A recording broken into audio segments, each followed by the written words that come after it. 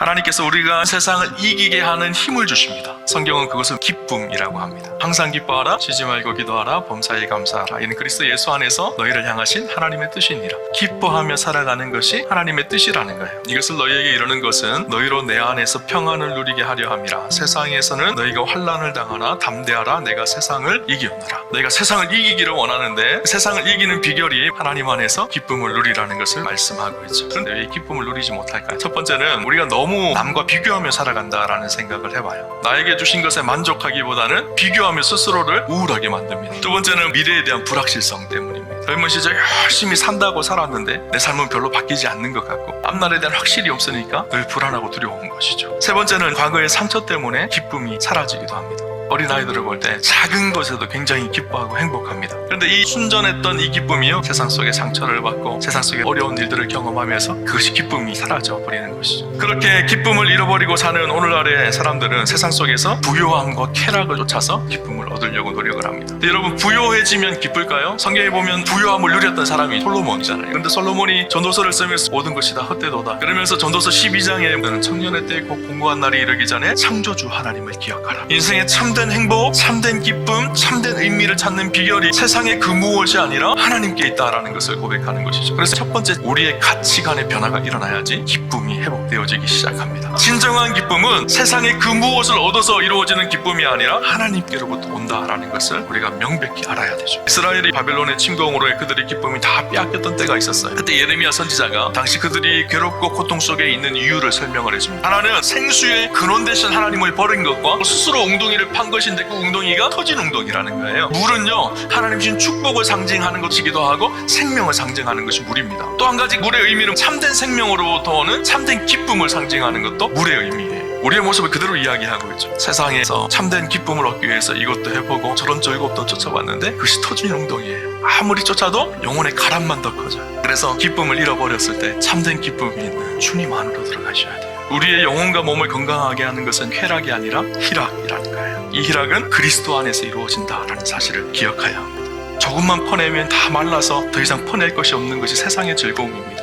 그러나 하나님으로부터 오는 은혜와 기쁨은 마르지 않습니다. 또 한 가지, 우리가 참된 기쁨을 누리기 위해서는 두 번째, 믿음으로 기쁨을 선포하셔야 합니다. 오늘 성경에 보면요, 4절에 기뻐하라, 기쁨을 명령하고 계세요. 기쁨이 명령한다고 되나요? 기쁨을 명령하셨다라는 것은 이 기쁨의 주도권이 하나님께 있다라는 의미이거든요. 하나님께서 우리를 기쁨으로 인도해 가실 것이기에 내 상황과 환경은 여전히 어둡고 캄캄하고 낙심되어지지만 그럼에도 불구하고 이 상황마저도 합력하여 선을 이루어서 완전하게 하실 그 하나님을 바라보며 지금 기쁨을 누리는 거예요. 중요한 사실 한 가지는요, 하나님은 십자가로 우리를 그렇게 보증하셔서 그 자리로 인도해 가시지만 우리는 아직도 늘 흔들리며 힘들다는 거예요. 그래서 오늘 성경은 우리에게 한 가지 중요한 방법을 가르쳐 주는데요, 기도와 간구와 감사가 있어야 된다라는 거예요. 기도가 무엇일까요? 그분의 뜻을 알아가는 거예요. 우리를 이끌어 가신 하나님의 은혜의 손길을 경험하게 하는 것, 그것이 기도이죠. 그래서 기도하라는 거예요. 그리고 감사하라고 말합니다. 감사는요, 믿음의 고백입니다. 아직 이루어지지 않았지만 미리 감사를 선포하는 거예요. 그러면 그 일들을 이루어 가실 하나님의 그 놀라운 은혜가 우리의 삶의 실제가 되기 시작하죠. 우리는 절망과 고통이 가득한 세상 속에 살아갑니다. 그러나 하나님께서 우리에게 축복의 선물을 한 가지 주셨어요.